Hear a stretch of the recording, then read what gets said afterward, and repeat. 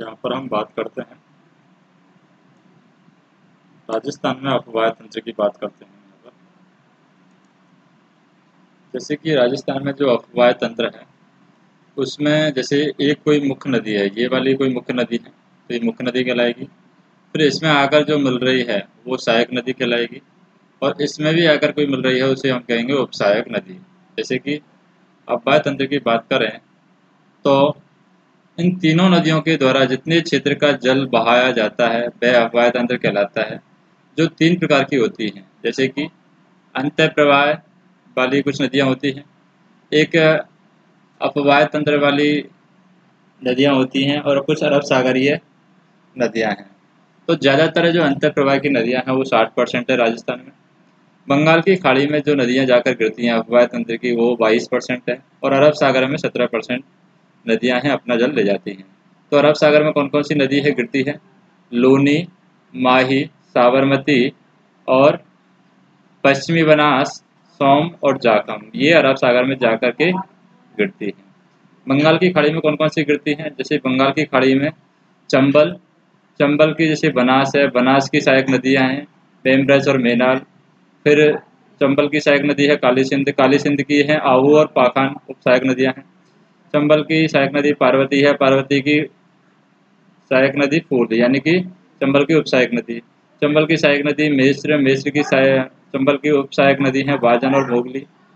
CP है चंबल की सहायक नदी। फिर बामणी है चंबल की सहायक नदी जो कि बंगाल की खाड़ी में जाकर गिरती है। गंभीरी है, ये भी अपना जल बंगाल की खाड़ी में गिराती है। पार्वती है, ये भी अपना जल बंगाल की खाड़ी में गिराती है। और बाणगंगा है, ये भी अपना जल है बंगाल की खाड़ी में गिराती है। नेक्स्ट हम देखें अंतर प्रवाह की नदी है, जैसे घग्गर नदी है, कांतली नदी है, सावी नदी है और कांकणी नदी है, सांबर झील की नदियां हैं, ये सभी अंतर प्रवाह की नदियां हैं। हम बात करें माही व चंबल हैं, ये 12मासी नदियां हैं। राज्य में लगभग 60% क्षेत्र में आंतरिक जल प्रवाह प्रणाली की विद्यमान है। चंबल, बनास और लूनी सभी 6 जिलों में बहती है।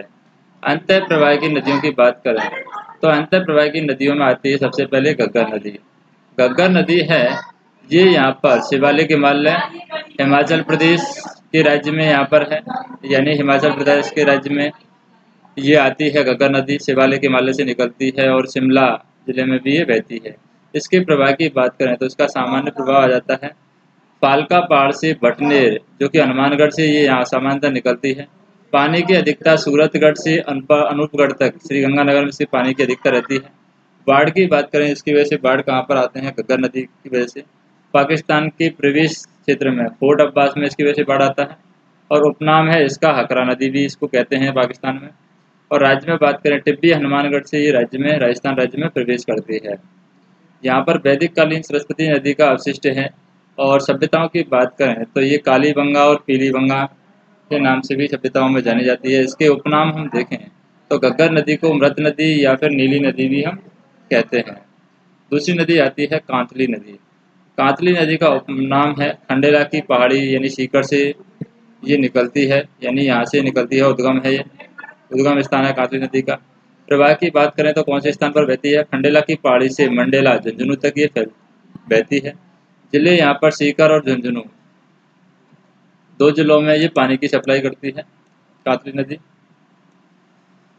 और अफवाह क्षेत्र की बात करें तो तेरावटी क्षेत्र में ये इसका अफवाह क्षेत्र है। और सभ्यताओं में जैसे सोनारी झुंझुनू, सोनारी सभ्यता है झुंझुनू में, गणेश्वर सभ्यता सीकर में, ये सभ्यताओं के अंदर इसकी बात आती है, यानी इसके टाइम की सभ्यताएं हैं। उपनाम की बात करें तो शेखावटी की गंगा इसको कहते हैं। बाणगंगा नदी की बात करें बंगाल की खाड़ी में जाकर गिरती है, अपना पानी को बंगाल की खाड़ी में ले जाकर गिराती है। उद्गम स्थान है इसका बैराट की पहाड़ी, जो कि जयपुर से इसका उद्गम स्थान होता है। प्रवाह की बात करें तो इसका सामान्य प्रवाह जयपुर, दौसा और भरतपुर में होता है। और पानी की अधिकता की वजह से यहाँ पर फतेहपुर सीकरी के पास आगरा यूपी में भूमिगत यमुना में हो जाती है, यानी यमुना में मिल जाती है। इसकी लंबाई है 380 किलोमीटर। और इसकी विशेष विशेषताओं की बात करें तो अब यह नियमित रूप से गंगा में नहीं मिलती है, इसलिए इसे रुंडित नदी भी कहा जाता है या रूटित नदी भी कहते हैं।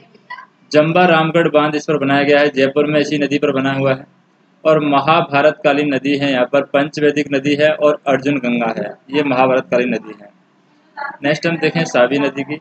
इसका उद्गम स्थान है सेवर की पहाड़ी, जो कि जयपुर में है, वहाँ से माना जाता है। प्रवाह की बात करें, अलवर में ज़्यादा इसका प्रवाह है, जयपुर में कम प्रवाह है। यहाँ पर पटौदी के उत्तर में लुप्त हो जाती है, और गुड़गांव हरियाणा, पटौदी कहाँ पड़ता है? हरियाणा के अंदर गुड़गांव, गुड़गांव में पटौदी पड़ता है, वहाँ के पटौदी के उत्तर में ही लुप्त हो जाती है। फिर काकनी नदी या काकनी नदी या काकानी नदी बोलते हैं इसका इसका उद्गम स्थान है, वो है कोठारी गांव, जैसलमेर में इसका उद्गम स्थान है। इसमें यहाँ पर पानी की आवक होने पर इसे मसूरदी नदी भी कहते हैं, और मसूरदी के एकत्र जल को भुज झील भी हम कहते हैं। सांबर झील की नदियों की बात करें हम, तो सांबर झील में क्या है, जैसे खंडेला है, खंडेला कहाँ पर है? सीकर में। तो सांबर झील है, एक तरफ इसमें खंडेला सीकर में है, एक तरफ मंथा झील है जो कि जयपुर में है, एक तरफ रूपनगढ़ झील है जो कि अजमेर में है, एक तरफ खारी झील है जो कि नागौर में है। तो ये सांबर झील की नदियाँ आ जाती हैं। कुछ अरब सागरीय नदियों की बात करें तो अरब सागरीय नदियों में हम देखें यहाँ पर लूणी नदी आ जाती है, जिसे लवणमती नदी भी कहते हैं। 495 किलोमीटर इसकी कुल लंबाई है। उद्गम इसका पुष्कर की घाटी नागपहाड़ अजमेर से स्टार्ट होता है। लंबाई इसकी 330 किलोमीटर है। संगम की बात करें तो इसका नेहड़ दलदल, इसमें संगम बनता है, जैसे कच्छ का रण और कच्छ की खाड़ी दोनों का नेहड़ दलदल का संगम यहाँ पर बनता है। सहायक नदियों की बात करें तो लूनी नदी की जो सहायक नदियाँ हैं वो है सूपड़ी, लीलड़ी, जोजड़ी, मीठड़ी, जवाई, सगाई, बाड़ी, सांगी आदि इसकी सहायक नदियाँ हैं। लूनी नदी राजस्थान में सर्वाधिक 6 जिलों में बहती है। कौन कौन से जिले हैं वो?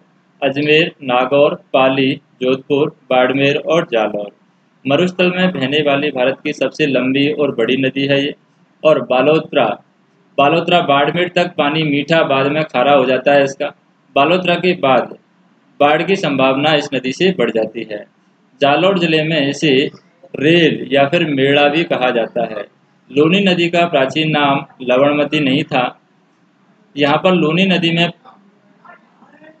दाईं ओर निकलने वाली एकमात्र नदी जोजड़ी है, जो लूनी नदी से एकमात्र दाईं तरफ निकलती है, उसे हम जोजड़ी नदी कहते हैं। तो यहाँ पर हम देखें, अगली है माही नदी। तो माही नदी की बात करें यहाँ पर, जैसे कि ये माही नदी है, जाखम नदी है, प्रतापगढ़ में आकर मिलेगी यहाँ पर। इधर बेणेश्वर सभ्यता है, सोम नदी है उदयपुर में, ये बेणेश्वर इसमें आकर के मिलती है। तो यहाँ पर मेहत झील जो कि मध्य प्रदेश में जाकर के यहाँ से स्टार्ट होती है, और खंबात की खाड़ी में जाकर गुजरात में गिर जाती है। तो यहाँ पर हम बात करें खाटू बांसवाड़ा में ये प्रवेश करती है माही नदी। मेहत झील मध्य प्रदेश से स्टार्ट होती है, खाटू बांसवाड़ा में प्रवेश करती है। माही बजाज सागर बांध है बोरखेड़ा और बांसवाड़ा में यहाँ पर बनाया गया है। फिर यहाँ पर जाखम नदी है जो प्रतापगढ़ में आकर मिलती है। बेणेश्वर सभ्यता है यहाँ पर। कर्क रेखा यहाँ से गुजरती है, कर्क रेखा को भी ये 2 बार क्रॉस करती है। फिर मोरन नदी है, डूंगरपुर में आकर के मिलती है। फिर यहाँ पर अनास और चाप मध्य प्रदेश की 2 नदियाँ हैं जो कि यहाँ पर मिलती हैं, और फिर खंबात की खाड़ी में जाकर के गिर जाती है। तो इसकी बात करें, उपनाम इसको कांठल की गंगा भी कहते हैं। 576 किलोमीटर, राजस्थान में 171 किलोमीटर लंबी है। त्रिवेणी नदी की बात करें तो त्रिवेणी नदी में यहाँ पर 3 बार संगम बनता है, माही, सोम और जाखम। कहाँ पर संगम बनाती हैं? बेणेश्वर डूंगरपुर में संगम बनाती हैं। इसको आदिवासियों का कुंभ भी कहते हैं। माही, सोम और जाखम है डूंगरपुर में, बेणेश्वर में। तो यहाँ पर हम देखें, जैसे माही नदी इधर से आ रही है, जाखम नदी इधर से आ रही है, और सोम नदी इधर से आ रही है। तो ये बेणेश्वर नामक जगह है, इसको हम आदिवासियों का कुंभ भी कहते हैं। तो इसके उपनाम हम देखें, माही नदी के 56 के मैदान की गंगा कहते हैं, काठल की गंगा कहते हैं, बागड़ की गंगा कहते हैं, दक्षिणी राजस्थान की गंगा कहते हैं, आदिवासियों की गंगा कहते हैं, और राजस्थान की स्वर्ण रेखा भी इसको कहते हैं।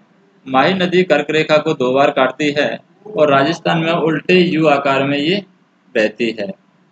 नेक्स्ट हम बात करें, माही नदी पर बांसवाड़ा में बोरखेड़ा नामक स्थान पर माही बजाज सागर बांध है, बनाया गया है। कडाना बांध इसी नदी पर बनाया गया है। बाघ क्षेत्र को 56 का मैदान यहाँ पर कहते हैं। नेक्स्ट हम देखें साबरमती नदी। साबरमती नदी की बात करें तो साबरमती नदी का जो उद्गम स्थान है वो उदयपुर की पहाड़ियों से माना गया है। फिर यहाँ पर इसमें साबरमती नदी में मेघा नदी आकर के मिल जाती है, हथमती नदी आकर मिल जाती है, हिरणी नदी आकर मिल जाती है, काकली नदी आकर मिल जाती है, सारवी नदी आकर मिल जाती है। और गांधीनगर और अहमदाबाद 2 शहर हैं यहाँ पर साबरमती नदी पर बसे हुए हैं गुजरात के। और यहाँ पर 416 किलोमीटर इसकी कुल लंबाई है, और राजस्थान में इसकी लंबाई है 45 किलोमीटर, और ये भी खंपात की खाड़ी गुजरात में जाकर के गिर जाती है। तो यहाँ पर बात करें हम कि ये पश्चिमी बनास की बात करते हैं। पश्चिमी बनास क्या है? उद्गम इसका नया सलवाड़ा सानवरा में है, माउंट आबू सिरोही के अंदर। फिर इसमें सीपू नदी आकर के मिल जाती है, इसकी लंबाई है 260 किलोमीटर। फिर इसमें डीसा जो कि गुजरात में है, यहाँ पर आकर के मिल जाती है, डीसा शहर यहाँ पर बना हुआ है। और छोटा कच्छ का रण में जाकर के ये गिर जाती है। नेक्स्ट हम बात करें बंगाल की खाड़ी की नदियाँ की बात करें तो बंगाल की खाड़ी की नदियों में हम कौन कौन सी नदियाँ हैं यहाँ पर, जैसे कि बंगाल की खाड़ियों की नदियों की बात करें तो एक नदी का जो उद्गम स्थान है वो हम देखें तो बंगाल की खाड़ी की ये सारी नदियाँ हैं, जैसे मोरेला दौसा में है, काली सिंध यहाँ पर है, त्रिवेणी संगम बनाती है, काली सिंध बनाती है, चंबल नदी मिलती है और सीपी नदी मिलती है। तो त्रिवेणी संगम, बनास, चंबल और काली सिंध ये राजेश्वर सवाई माधोपुर में आकर के मिलती है, तो यहाँ पर एक त्रिवेणी संगम बनता है। कौन कौन सी नदी है, चंबल मिलती है यहाँ पर, सीपी मिलती है और बनास नदी। तो इधर ये बनास नदी है, ये वाली नदी है, ये बनास नदी है, ये यहाँ पर बनास नदी है। और ये यहाँ पर चंबल नदी है और ये यहाँ पर सीपी नदी है। तो इस तीनों का संगम बनता है। अब ये जो चंबल नदी है, चंबल नदी की बात करें, जनापाव की पहाड़ियाँ जो कि मध्य प्रदेश में है, यहाँ से ये इसका उद्गम होता है। फिर यहाँ पर बामनी नदी है, कहाँ पर आकर मिलती है, चित्तौड़गढ़ भैंसरोडगढ़ में आकर के मिलकर बामनी नदी आकर मिलती है इसमें। फिर चंबल नदी बहती है यहाँ पर। फिर नौनेटा गांव कोटा में यहाँ पर कौन सी नदी आकर के मिलती है, तीन नदी यहाँ पर आकर मिलती है। एक तो काली सिंध जो कि मध्य प्रदेश की नदी है, ये आकर के मिलती है। एक पखन नदी इसमें आकर मिलती है, एक आहू नदी इसमें आकर के मिलती है। और ये तीनों नदियाँ मिलकर के कोटा में नौनेटा गांव में आकर मिलती हैं। फिर यहाँ पर चंबल नदी ऊपर चलती है, तो ऊपर चल करके यहाँ पर पार्वती जो कि साहोर मध्य प्रदेश से यहाँ पर एक मिलती है, यहाँ पर इंदरगढ़ बूंदी में आकर के मिलती है। पलिया एक जगह है यहाँ पर सवाई माधोपुर में, यहाँ पर आकर के मिलती है। इधर से आती है बिजोलिया भीलवाड़ा से एक मेज नदी आती है, मेज नदी में बाजन नदी भी आकर मिलती है, मांगली नदी भी आकर मिलती है, फुराल नदी भी आकर मिलती है। और इंदरगढ़ बूंदी में ये त्रिवेणी संगम का रूप ले लेती है। फिर आकर जाकर के चंबल नदी है, सीपी नदी, बनास नदी से मिलकर के यहाँ पर त्रिवेणी संगम बनाती है। फिर नेक्स्ट हम देखें इधर, जैसे कि एक नदी यहाँ से आती है हमारी बनास नदी। बनास नदी है खमनौर की पहाड़ी, राजसमंद बनास मढ़ी से स्टार्ट होती है। और फिर यहाँ पर बेड़च नदी है, ये गोकुंदा की पहाड़ियों से निकलती है। और ये यहाँ पर तीनों कौन कौन सी, मेता यहाँ पर बेड़च नदी, बनास नदी और मेनाल नदी, ये तीनों मिलकर के यहाँ पर वीगोद भीलवाड़ा में त्रिवेणी संगम बनाती हैं। फिर दिवेर की पहाड़ियों में राजसमंद कोठारी नदी यहाँ पर निकलती है। और फिर ये बिजराल राजसमंद में खारी नदी यहाँ पर निकलती है, टोंक के अंदर मिलती है ये। और इधर हम देखें अजमेर से बांडी नदी यहाँ पर मिलती है, मासी नदी यहाँ पर मिलती है और टोंक में आकर के मिलती है। और यहाँ बनास नदी है, इस क्षेत्र को कवर करती है। और फिर इधर यहाँ पर जयपुर में आकर के मोरेला दौसा से यहाँ पर ढूंढ नदी आकर यहाँ पर मिलती है। तो ये नदियों का जो यहाँ पर जाल है, ये बंगाल की खाड़ी की नदियाँ यहाँ पर दिखाई गई हैं। नेक्स्ट हम देखें चंबल नदी। चंबल नदी जनापाव की पहाड़ी जो कि मध्य प्रदेश में है, वहाँ से ये इसका उद्गम स्थान माना जाता है। और इसके संगम की बात करें, यमुना जो कि मुरादगंज में, इटावा उत्तर प्रदेश में आकर के यहाँ पर मिलती है, 1051 किलोमीटर। और फिर 322 किलोमीटर ओटावा जो कि उत्तर प्रदेश में ये बहती है। लंबाई की बात करें 965 किलोमीटर है, राजस्थान में इसकी लंबाई 376 किलोमीटर है। 7 जिलों में ये राजस्थान में बहती है। बांध की बात करें, यहाँ पर 4 बांध बनाए गए हैं। कौन कौन से हैं, गांधी, राणा और जवार, तीनों मिलकर के कोटा जाते हैं। तो रानी, गांधी, राणा और जवार, तो गांधी सागर बांध बना हुआ है, राणा सागर बांध बना हुआ है, जवार सागर बांध बना हुआ है। तो ये जवार सागर और कोटा बैराज है, ये कोटा में बने हुए हैं। और गांधी सागर बांध मंदसौर में बना हुआ है और राणा सागर बांध है चित्तौड़गढ़ में बना हुआ है। चंबल नदी का पुराना नाम चमरवती भी था। चंबल नदी को राजस्थान की कामधेनु या फिर गंगा भी कहते हैं। तो यहाँ पर राजस्थान की कामधेनु कहते हैं, गंगा नहीं कहते हैं। यहाँ पर चंबल नदी को राजस्थान की, यह राजस्थान की सबसे बड़ी है अगर हम नदियों में बात करें। और राजस्थान का सबसे ऊंचा जलप्रपात चूलिया जलप्रपात चित्तौड़गढ़ में है, इसी पर बना हुआ है। और यहाँ पर उत्खनन भूमि या उत्खात भूमि की बात करें तो चंबल के अपरदन से निर्मित उबड़ खाबड़ क्षेत्र जो कि कोटा, सवाई माधोपुर, करौली और धौलपुर में पाया जाता है, उसको उत्खात भूमि कहते हैं।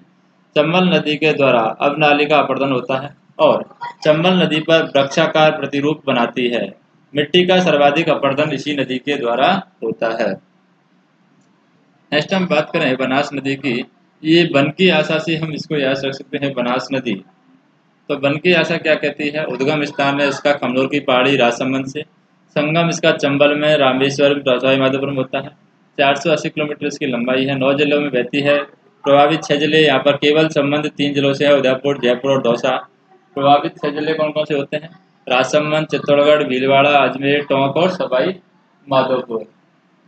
यहाँ पर राजस्थान की सबसे लंबी नदी 480 किलोमीटर है। बनास नदी पर बीसलपुर बांध जो कि टोंक में बनाया गया है। बनास नदी को वन की आशा या वशिष्ठी नदी भी कहते हैं। गंभीरी नदी की बात करें, इसका उद्गम है गंगापुर सिटी सवाई माधोपुर से।